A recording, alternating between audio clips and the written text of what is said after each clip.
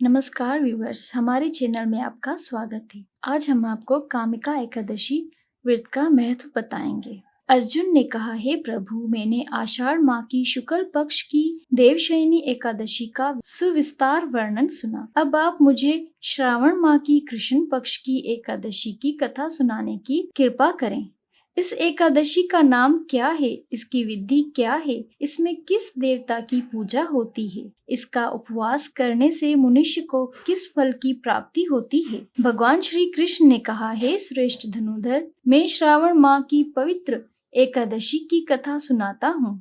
ध्यान पूर्वक श्रवण करो। एक बार इस एकादशी की पावन कथा को भीष्म पितामह ने लोकहित के लिए नारद जी से कहा था। एक समय नारद जी ने कहा, हे पितामह, आज मेरी श्रावण के कृष्ण पक्ष की एकादशी की कथा सुनने की इच्छा है, अतः आप इस एकादशी की व्रत कथा विधान सहित सुनाइए। नारद जी की इच्छा को सुन पितामह भीष्म ने कहा, हे नारद जी, आपने बहुत ही सुंदर प्रस्ताव किया है। अब आप बहुत ध्यान पूर्वक इसे श्रवण कीजिए। श्रावण माह की कृष्ण पक्ष की एकादशी का नाम कामिका एकादशी है। इस एकादशी की कथा सुनने मात्र से ही राजसूय यज्ञ की फल की प्राप्ति होती है। कामिका एकादशी के उपवास में शंख चक्र गदाधारी भगवान विष्णु का पूजन होता है। जो मनुष्य इस एकादशी को धूप दीप नैवेद्य आदि से भगवान विष्णु की पूजा करते हैं, उन्हें गंगा स्नान के फल से भी उत्तम फल की प्राप्ति होती है। सूर्य ग्रहण और चंद्र ग्रहण में केदार और कुरुक्षेत्र में स्नान करने से जिस पुण्य की प्राप्ति होती है, वो पुण्य कामिका एकादशी के दिन भगवान विष्णु की भक्ति पूर्वक पूजा करने से प्राप्त होता है। भगवान विष्णु की श्रावण माह में भक्ति पूर्वक पूजा करने का फल समुद्र और वन सहित पृथ्वी दान करने के फल से भी ज्यादा होता है। व्यतिपात में गंडकी नदी में स्नान करने से जो फल प्राप्त होता है, वो फल भगवान विष्णु की पूजा करने से मिल जाता है। संसार में भगवान विष्णु की पूजा का फल सबसे ज्यादा है, अतः भक्ति पूर्वक भगवान की पूजा ना बन सके तो श्रावण माह को कृष्ण पक्ष की कामिका एकादशी का उपवास करना चाहिए।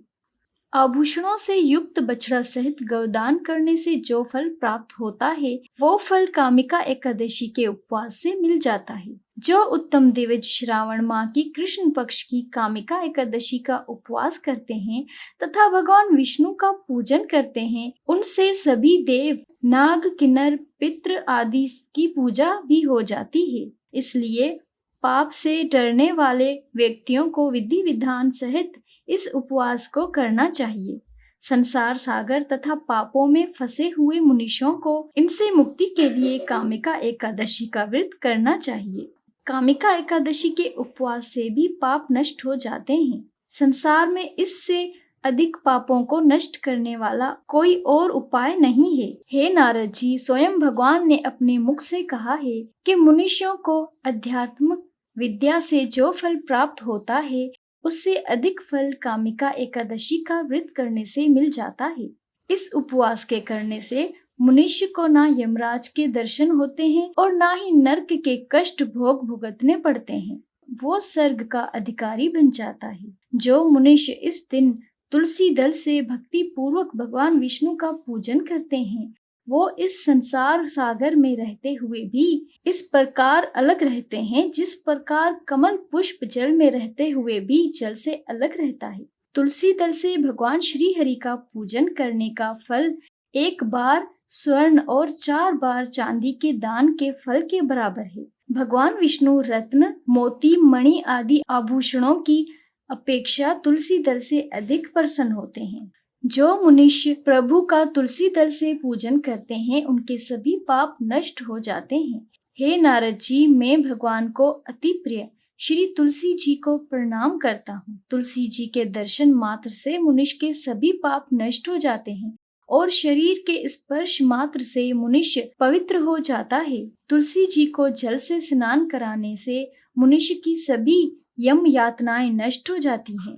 जो मनुष्य तुलसी को भक्ति पूर्वक भगवान के श्री चरण कमलों में अर्पित करते हैं, उसे मुक्ति मिलती है। इस कामिका एकादशी की रात्रि को जो मुनीष जागरण करते हैं और दीप दान करते हैं, उनके पुण्यों को लिखने में चित्रगुप्त भी असमर्थ हैं। एकादशी के दिन जो मनुष्य भगवान के सामने दीपक जलाते हैं, उनके पितृ स्वर्गलोक में अमृत का पान करते हैं। भगवान के सामने जो मनुष्य घी या तिल के तेल का दीपक जलाते हैं, उनको सूर्य लोक में भी सहस्त्रों दीपकों का प्रकाश मिलता है।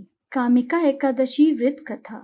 एक गांव में एक वीर क्षत्रिय रहता था। एक दिन किसी कारणवश उसकी ब्राह्मण से हाथापाई हो गई और ब्राह्मण की मृत्यु हो गई। अपने हाथों मरे गए ब्राह्मण की क्रिया उस क्षत्रिय ने करानी चाहिए, परंतु पंडितों ने उसे क्रिया में शामिल होने से मना कर दिया। ब्राह्मणों ने बताया कि तुम पर ब्रह्म हत्या का दोष है, पहले प्रायश्चित कर इस पाप से मुक्त हो, तब हम तुम्हारे घर भोजन करेंगे। इस पर क्षत्रिय ने पूछा कि इस पाप से मुक्त होने के क्या उपाय हैं? तब ब्राह्मणों ने बताया कि श्रावण माह की कृष्ण पक्ष की एकादशी को भक्ति भाव से भगवान श्री हरि का व्रत एवं पूजन कर ब्राह्मणों को भोजन कराओ। सत श्रीणा के साथ आशीर्वाद प्राप्त करने से इस पाप से मुक्ति मिलेगी। पंडितों के बताए हुए तरीके पर व्रत कराने वाली रात में भगवान श्री हरि ने क्षत्रिय को दर्शन देकर कहा कि तुम्हें ब्रह्म हत्या के पाप से मुक्ति मिल गई है। इस व्रत के करने से ब्रह्म हत्या आदि के सभी पाप नष्ट हो जाते हैं और इस लोक में सुख भोगकर प्राणी अंत में विष्णु लोक को जाते हैं। इस कामिका एकादशी के श्रवण व पठन से मनुष्य स्वर्ग लोक को प्राप्त करते हैं। जय श्री हरि। व्यूवर्स, अगर आपको हमारी ये वीडियो पसंद आई हो तो हमारे चैनल को सब्सक्राइब करें और कमेंट में जय श्री हरि जरूर लिखें।